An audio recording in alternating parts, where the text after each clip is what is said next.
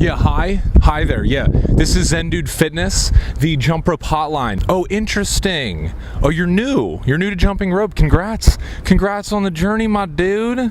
Hell yeah. So what seems to be the problem? Ah, very interesting. Okay, so you think because you're a beginner that you're not going to learn how to be able to jump rope? Ha. Ha. Brandon, we have another one. Ha. We have another one that thinks you're not going to be able to jump.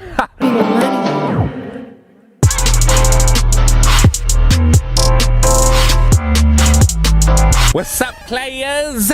What's going on, Zen Dude Nation? This is Dan Whitmer, and today I'm going to be teaching you how to jump rope if you are a beginner. Now, we have released a video on how to jump rope, 6 basic steps. It's linked up, check that out if you haven't already. But from getting so much great feedback from the YouTube community, we've started to focus in on a little bit more of what you guys really truly need help with if you are a beginner. Brandon and I, first of all, cannot thank you guys enough. We love the momentum that's building, and we love hearing about the stories of people losing weight and living a happier life through doing jump rope. In this video, we're gonna go over the fundamentals again, but we're really gonna focus in on the difficulties that most of you have been telling us that you're facing. If you like this tutorial and want more of them, give it a thumbs up below. And go ahead and subscribe to our channel if you want more workouts, tutorials, and everything involving getting lean with a jump rope and your body. After learning how to jump rope, if you're a beginner and you want to get started with some workouts that kind of ease you into the workouts that we do here at Zen Dude Fitness, go ahead and click the link below and check out our free 4-week challenge. It's great for beginners. If you're advanced, it works too, but especially good if you're just starting out. We also have our recommended jump rope that I'm using in this video linked up below. It's cross rope. It's awesome. It's the best, most durable rope that we found thus far, so check it out. First of all, guys, just to talk a little bit about what we talked about in the last video,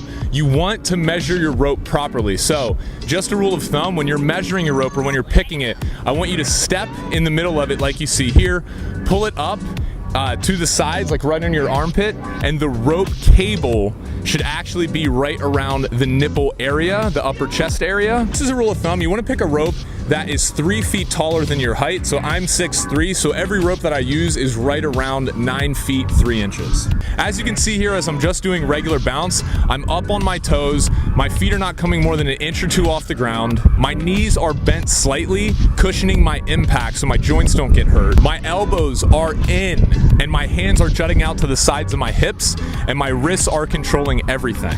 Now, a mistake that most people make when starting out that we get a lot of feedback about is they do 2 jumps, as you see here, for every time the rope swings around. I want you guys to get rid of this mentality and start. It's the easier way to jump rope, but it's not the correct way. And if you start off doing that, it's gonna be a lot harder to get yourself into just doing 1 skip for every rope turn. Okay, so what I want you guys to do is start off by just hopping. 1, 2, 3, 4, 1, 2, 3, 4, and get that consistent rhythm down and get used to counting, and then envision the rope spinning 1 time underneath you every time you do that. Now that brings me to my next point, guys. This might seem a little bit difficult at first, but let's incorporate the rope, and all I want you guys to do is practice swinging through 1 time and then stopping. So if you notice here, I'm just putting the rope behind my back, swinging it once underneath my legs, counting 1 and stopping, and then I'm resetting and I'm doing that again. All right, good. Now that we have that, let's move up to 2 times. So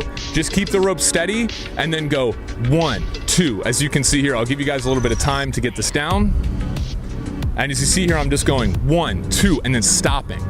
1, 2, and then stopping. Good, guys. Now I want you to move up to 3. 1, 2, 3, and stop.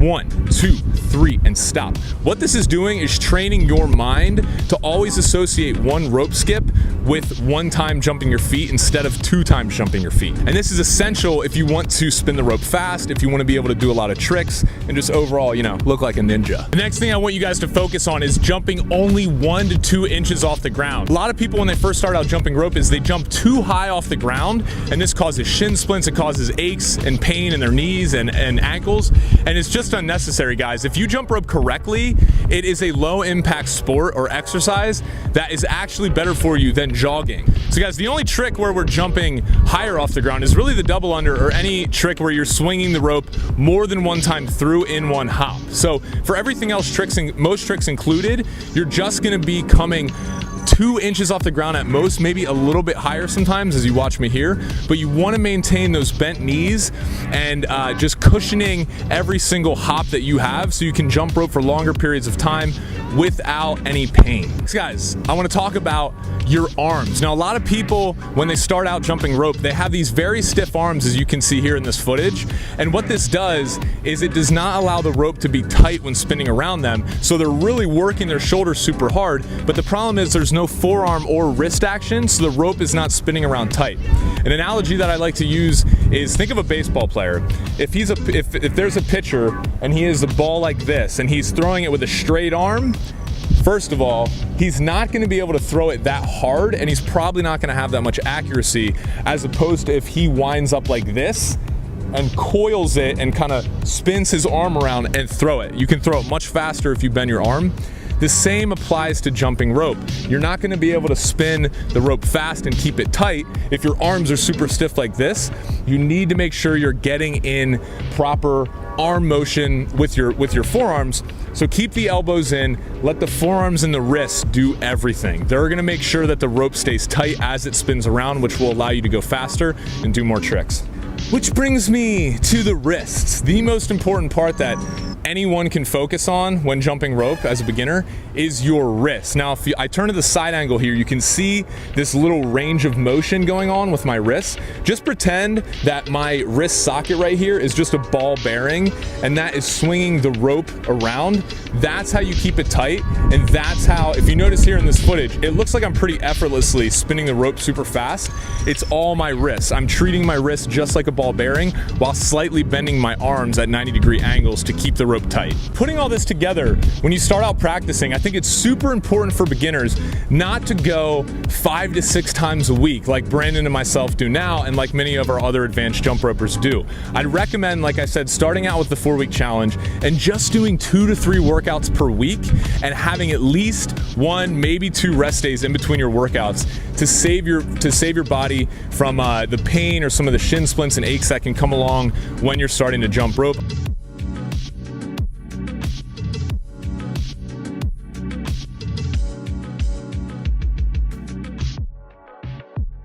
Yeah, I know, okay, and my mic's also still broken. Brandon like freaking left to LA and left me with this one. What a friend, huh? Calls me his brother. I don't know where the brotherhood is there, you know? Whatever.